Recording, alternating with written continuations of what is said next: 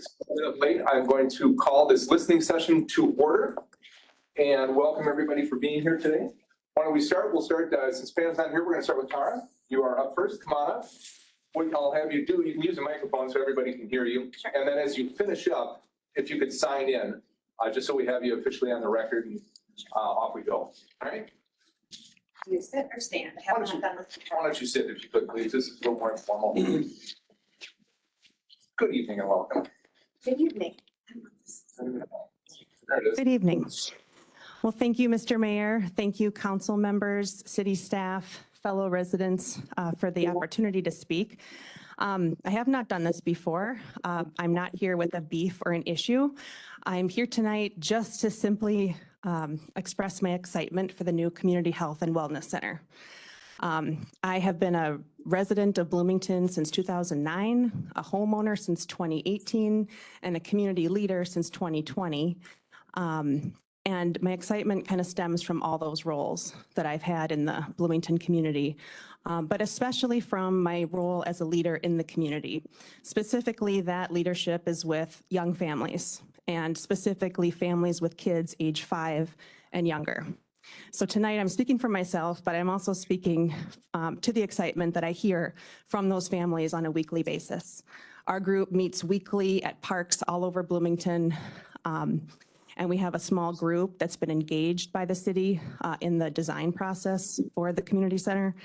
And yeah, just a ton of excitement. We are so excited not to have to go to Edina, to Eden Prairie, to Shakopee, to Egan, to play inside all year long. We love the parks here. We use all 97 of them, but it's really hard to play 6 months out of the year in our climate. We're excited to mix with all age groups. That is something we don't really have an opportunity to do outside of what happens here at the farmers market and other arts things that the city does. So we're just really excited. I also know that Creekside closed last Friday, and that brings tremendous sadness. I have Creekside seniors in my own neighborhood. We probably all do. And I think that excitement can coexist with that sadness.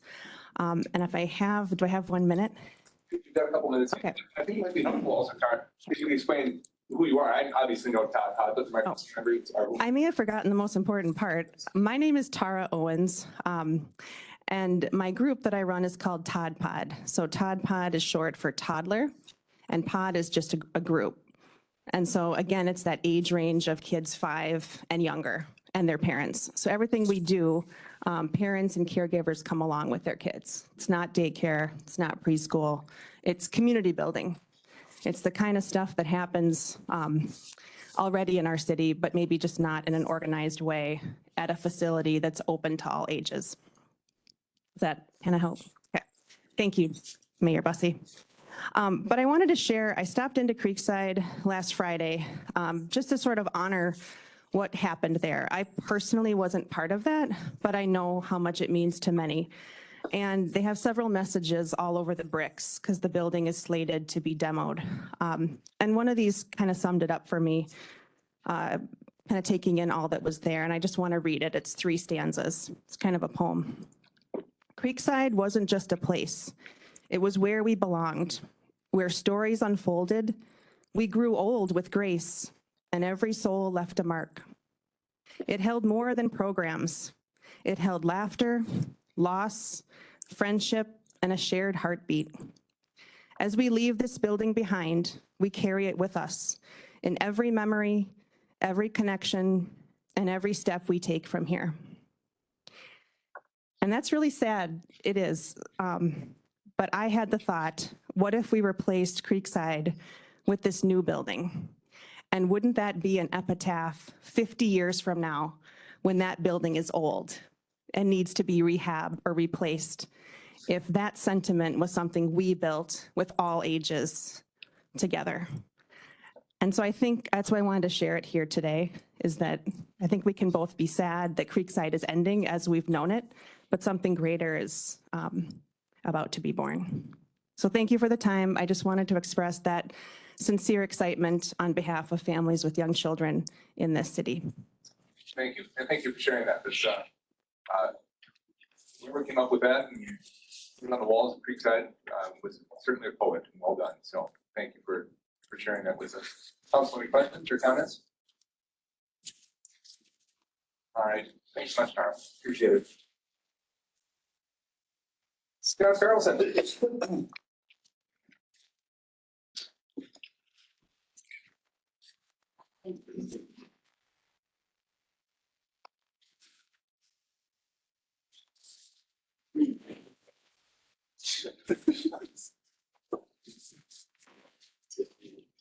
Good evening, welcome. You can sign in after you get done. So help with that. Tell us your name, can you start here? Hi, my name is Scott Carlson. Born and raised Bloomington, 1960. Watched a lot of changes. Thanks for having us, Mayor, Council. We are in the middle of trying to bring something new to Bloomington that we've had in multiple cities, and that is a need for specific housing types.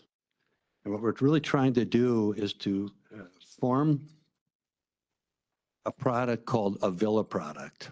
And it's a villa product is a senior one-level living that's very, very important all through the cities. If you look at this page here, this is kind of what we are looking to do. It's just properties just south of Dred Scott. And we would have probably 15 of those units in here. And it's a way to get that middle inventory opened up and to move some people into the new housing area on the one-level living. And then we also, if you go to the second page there, this is more of a two-story product, again, that's for the aging persons who maybe bought a townhome in the 90s, and this is a new one for them to stay in the community. And both the product types we put in there is elevators included. So it's a way for keep a little bit longer and stay in the into the properties, and that's kind of the idea. And we want to really energize that area going south of Dred Scott down to the river. That being said, I did put in here a visual of the Wooddale product. And if you look to this site, this is exactly what's gone in there, but they didn't call it a villa product back then because it was just single family. And this is what they look like. You know, people my age are looking for not a lot of land, but they want it separate because they don't want to deal with insurance companies today or associations today. And it gives our group a chance to move up. So if you look at the following page, this is the issue, and I've been meeting with the city a couple different times, and very helpful, very kind. But the reality is they said, but we would like what you have, but we just don't have anything to fit it right now. And I'm here to find out is that going to be something that they said they want it, but it's not there. So I guess the question I have is, do I stay here, keep pushing this, or do I move on with something different? And that's really the kind of feedback I was looking for. They made it sound as though they were looking to do it. I didn't know what that meant because I know they've got a lot of interim changes and things going on. So with that being said, again, it gets back to the villa product, which Bloomington doesn't have. It is in all the surrounding areas, you know, between Minnetonka, Eden Prairie, just not that you need to be that, but the product is available. Smaller lots. And really the only difference, if you go back to this page, you can see that whole neighborhood down 107th down there by the bridge. If you see the red line I drew on there, that's what a villa product would look like. So basically, the only thing different from this is that they would lose some backyard. And here it's just going into the river valley, and I don't know that it's a problem to give that back to the city. Let me ask you, Scott, Please. is the issue with the city, is it the minimum lot size? Yeah. Is it the fact that Yep. it's a slab as opposed to a basement? Nope, there's basements in these too. Yep. As well, okay. Yep. It's just simply the size of the lot. Lot size, okay. And I think moreover than now is density is a good thing. And if you can keep the price down to bring more people into the areas is energizing. And really, that's really what we want to create out there south of Dred Scott. That's really the idea. Be happy to share any questions. Nelson, question? Yeah, thank you. We got Mayor. about 2 minutes here, if you know. My understanding is it's the lot size, it's also the height of the two-story units, as well as the potential utilization of a private road and private utility. Okay, I could address those very quickly. Stu, If you look at the picture of it right there, this is my two-story product. I brought that for that question because some neighbors who all live in one level living there say you shouldn't have a two-story house in this neighborhood. So it's actually, my point is we have an ordinance with regard to heights. it meets the ordinance though. Okay, good. So there it is. That is the units that they were disappointed about, and I thought it looked very attractive. And that's kind of what we were gearing for. There is access there. They don't want a private road connected. That's really what their concerns are. And we are only, our whole project only goes 200 to 300 feet off of Bloomington Ferry Bridge. So really, a fire truck could stop there in Bloomington Ferry and fight a fire 200 feet away if they had to, but they don't. We're surrounded by roads. They're private roads, but we're surrounded by them. So for those two things, I thought it'd be a nice project. We have probably 15 units coming in, and they'll be beautiful. People can stay here and have a new home, and that's our goal. Mayor, if I might just Please, very quickly. Very I'd quick. like to connect with you offline. You may find that I'm one of the more pro-housing people here. I've also talked to the neighborhood there, and so I'd like to just connect with you on some of the issues that have been raised and see it. And I would be happy to do that. In fact, we had a neighborhood meeting already with the neighbors. In fact, my wife and I sold them to the neighbors back in the 90s. Awesome. So it was a good thing, but now they just don't want a connection. And the interesting connection was put in there with a hammerhead to be connected in the future. I'm going to cut you off because we're at time here, but I do want to say, I mean, I take the opportunity, if Councilmember Nelson wants to do it, I absolutely would do that. And you are looking at a group of people here who are looking for solutions to housing in the city of Bloomington. We just passed our ordinance changes just last week or a week before regarding duplexes and triplexes and so on. And I know we've got part 2 on our agenda of things we can do to basically meet this, what we're calling the missing middle, something between the single family and the 400 unit apartment building, something in between there. Perfect. Let's continue this conversation. I don't know if your timeline is you need an answer by next week, because that ain't happening. But I mean, we could at least continue this conversation, and I think it's worth it. I appreciate it, and I look forward to it. Good, thank you. Thank you. Johnson, Ryan Johnson? Just pass the one out that way, please. According to my notes here, we're I've been continuing the continuing conversation. on with Okay. this, so, we've had this lot for 17 years, so I think we can wait another couple weeks. And, my name's Ryan Johnson, Bloomington resident. Also have my business in Bloomington on 83rd and Pillsbury. Right. Mark, thanks. 4-4 is the name of my company. I graduated from Kennedy in 1990, was born in Bloomington. My parents were school administrators. My wife teaches at, was at Washburn, now at Ridgeview. So all 3 of my kids graduated from Jefferson. We bought this lot with my brother-in-law Pete when my kids were just being born, basically. So we had it 17 years and kind of just been waiting to do the right thing. And I think with what Scott and Lisa want to do, I think it does make sense. So we're kind of, piggybacking and working in conjunction with them. Really what we want to discuss, continue that conversation, really would like the villa idea. And then we've been working with planning on, different fire options and what have you too. So what we passed out is, something that if we just developed on our own, but I think maybe even makes more sense to potentially combine if this villa product is, which makes all the sense in the world, we think. So, yeah, we're here to advocate for it, answer any questions, that Sean and any of the rest of you guys have. And, Any questions or need additional clarification on what we're talking about here? Councilmember D'Alessandro? Thank you. Hi, thank you Hi. for being here. Yeah. So you have this piece of the puzzle here, and Yeah. red is the one you're talking we're about. the bluff facing, Yeah. ours actually, gets right up to where the bluff protection zone starts, but everything we have is not infringing on it. Okay, and the previous speaker had the other sections, and so you're Correct. looking to maybe go together and combine them into. Yeah, whatever makes sense. They actually have the same look, I think it's a great opportunity for the city and for this to take a couple parcels of land and do the right thing. So. Okay, yeah, that's helpful. Thank you. Thank you. Yep. Appreciate it. Other questions, comments, thoughts? Councilmember Bowman? Sure, a time frame that you guys were thinking about?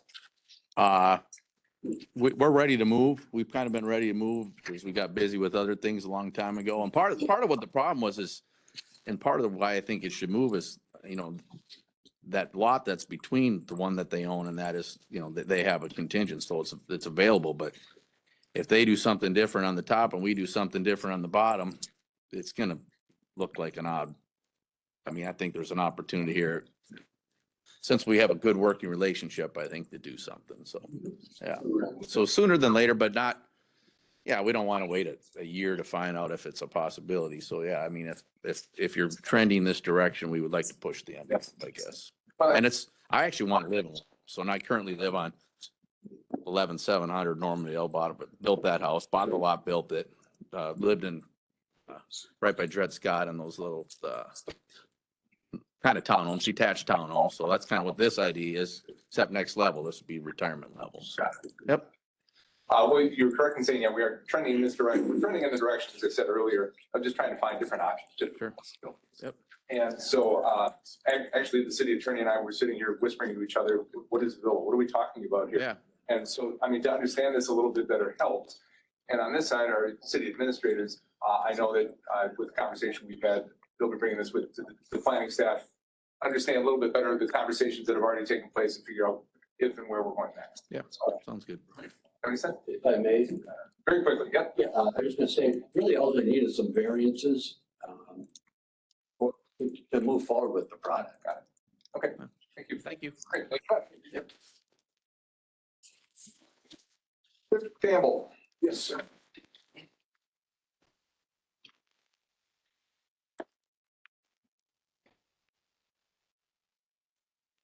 Oh, you split up. Okay. This is a perfectly good brown out. Thank you. Good evening, welcome. Hello, Mayor. Hello, Turn council it member. down. There you go. Hello, Mayor. Hello, council members. Thank you for having me. Apologies if I'm a little flushed. They're replacing the roof at my condo building and I haven't had AC since Friday. So I am Christopher Campbell. I'm born and raised in Princeton, New Jersey. I've lived in quite a few other places around the country since then. And in 2020, I was living in Vegas and I had met a Bloomington native when she was out there earlier before COVID took over. And once the lockdown happened in Vegas, we were in touch every day and she invited me here and it's 5 years later now. And we're engaged now. First of all, I just wanted to acknowledge the police department's recent operation against the sexual criminals. I was reading about that. Really support that. And that's partially why it gave me the confidence to bring this to your attention today. I'm not really civically minded so much, but this seems like such a obvious thing and basically people are putting dangerous things out into the market. And I'm sure the citizenry of Bloomington is being affected by it. This is not a comprehensive overview of all the illegal places to get cannabis products right now, but it's just an example of how it's going down currently with all these unregulated, untaxed products. And on the last page, you can see the AP article from 2019 where all these fake vaporizers were going all around the country and people got sick and died. And I don't want to see a repeat of that here. And the dealers seem to be quite emboldened these days because they think it's easy street. And that, and there's a lot of factors along with that. The products are not tested, they're not taxed. I assume they would sell them to minors. And, it just, and unfortunately, I know it's really not your problem. The federal government kind of created it with the hemp bill, and then the state government kind of dropped the ball with getting their authority over the whole thing. And this is where we're at now. And so your concerns are primarily with items sold online, is that correct? yeah, but These are storefront kind of things, right? no, but there's all sorts of pop-up events all over the place. So, and you could just bring 100 fake things to that and sell them all, and nobody knows who you are, and they'll never see you again. So, that's kind of what's happening. And I know, especially in Minnesota, the consumers around here are not necessarily educated as to what to look for, what not to look for, et cetera, et cetera. And what's also happening is these bad actors are coming to people, like they're direct messaging people and solicit, like, hey, do you want to buy some weed? And a lot of people are going to say, sure. It seems like a nice guy. That's my example on the last page there. Sorry, I didn't really have a good outline in my head, but I appreciate you bringing this forward. We traded emails with the chief of police, and he appreciates this and thinks, you're right, there's not a lot we can do here. So I think this public information kind of stuff is good. I appreciate you bringing it forward. I encourage you to, I mean, if the police, if you see something blatantly illegal, don't be shy about making the call. And there's also, as effective as they might be, the Office of Cannabis Management at the state level. I mean, if there's something that's obviously in violation of the law, to report it to them and so on. yes. I am definitely getting active online with trying to get the word out, just trying to get people educated and everything. I just, and if anyone ever has any questions about, you need a follow up on this, I'm always available. So that's about it. Council, any questions? Very quick one. Thanks for being here, appreciate it. Is the goal, the long-term goal that you have, that there would be some kind of federal certification process so that you would know that the product is safe and regulated in that way? Is that the idea here? Absolutely. Because one of the main things with cannabis that people don't realize is the THC level is kind of secondary. The terpenes are what really affects people, and those are not usually, there's not that many states that actually require those to be listed on the labels. Illinois does, and I think it's in the bill here too, the law here too, but yeah. Very good. Well, thank you. Oh, Thank you. We are out of time. Thank you much. Please remember to sign in. Appreciate it. Thank you much. Play that. oh, okay.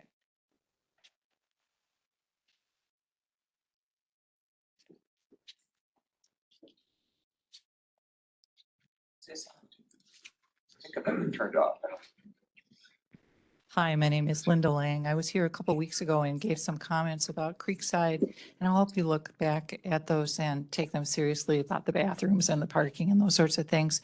I did get a chance to look at the floor plan in the interim, and I did attend the party that you held at Creekside on Friday, which I very much appreciated. It was sad for me. I'm a long-term Bloomington. I was not born here, but I was raised here, class of 74.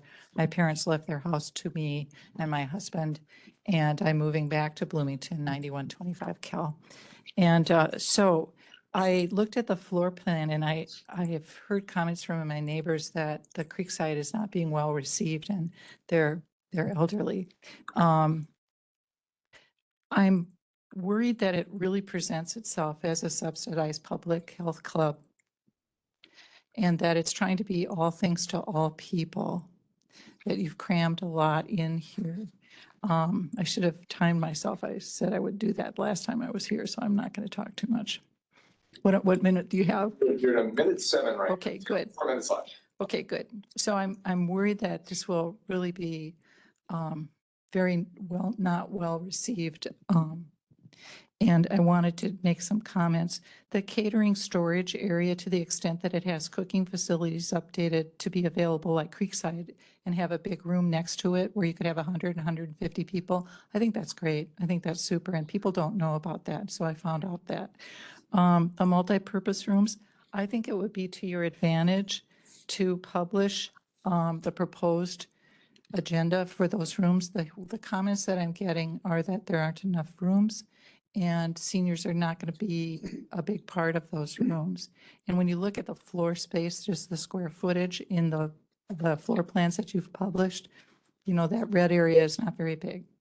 Okay, the gym and the pool and the public health and the cafe and the la-di-da-di-da. Okay, so that would be my suggestion, that you prove by publishing a proposed, exploratory programming for those rooms. So seniors get the message that they're not abandoned. How am I doing on time? Halfway done. Okay, so the pool room, I think this is going to be the most expensive piece of property that the city will be responsible for. The cost of the building, heating, cooling, maintenance, staffing, ensuring. The pool is, in my view, way too small. 25 meters is tiny. It's really not a swimming lap pool. There's only 5 lanes. That room is cluttered with things that are fun for children, which is fine, but it's very expensive to run all of this. I think the room, if it's popular, will be seriously overcrowded. And who wants to swim in that kind of an atmosphere where the children are playing and that sort of thing? And you have to worry that how they're doing. Lifeguards can only do so much if it's popular. I think the locker rooms are too small for the pool. And as for the gym, every school in the city, I think, has a gym. So I'm not sure why we're building one too. I don't quite get it. So anyway, this abandonment, I think, is really an important issue. And, putting a pool table in the public atrium is really not up to snuff, and I'm not impressed. Anyway, so the last 2 minutes, a minute and a half. Minute and a half, I wanted to talk about this issue of sidewalks. I looked at the map, 91 miles of sidewalks that would be turned over to the owners to plow the sidewalks when it's snowing. I think that speaks to the fact that Bloomington is really not a walkable city. Okay. That's a small number of the roads that we have. I understand that it's a huge burden for the city to plow those sidewalks, and I don't have any sidewalks. So this is just my kind of reading what's going on here. We're putting a lot of effort into a very expensive community center that's going to be all things to all people, but the people who are going to most be hurt by not having the city plow their sidewalks, or the people who are old who've lived here a long time. They're already paying perhaps the neighbor child or a service to do their driveway. And it's just another expense. It's another cost shift by the city onto the property owners. And we already know that people don't like tax increases, but this is a reverse tax increase. We're going to give you the work that you paid your taxes for, and we're going to give it to you. So I really hope that you will nix this idea of sidewalks. I understand the budgetary appeal of it, but I don't think it's a good idea, particularly for the seniors coming on the Creekside. So thank you for listening. I appreciate it, and hope you'll look at my other notes on the mechanics of the building. Thank you. Thank you. Thank you much.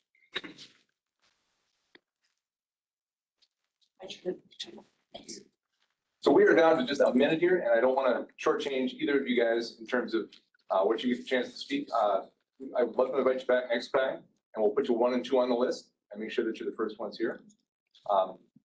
If that's cool, because like I said, we're already at 6:14, and I don't want to. Totally understand. Don't want to be late for our meeting. Don't want to make you late as well. So, all right. We've got our secretary here, our assistant here, is going to take your names and get your topics, and we're going to get you on the list right now. And next time you'll be first and second on the list. Wonderful. Thank you. They're all. Right. You said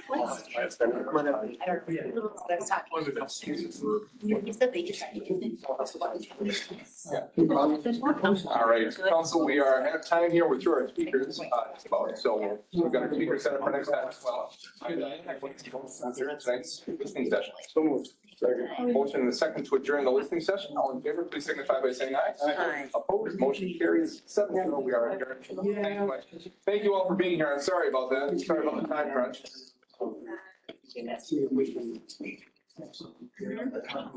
We're all just stopping later this month.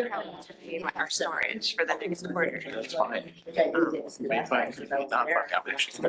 Last 14.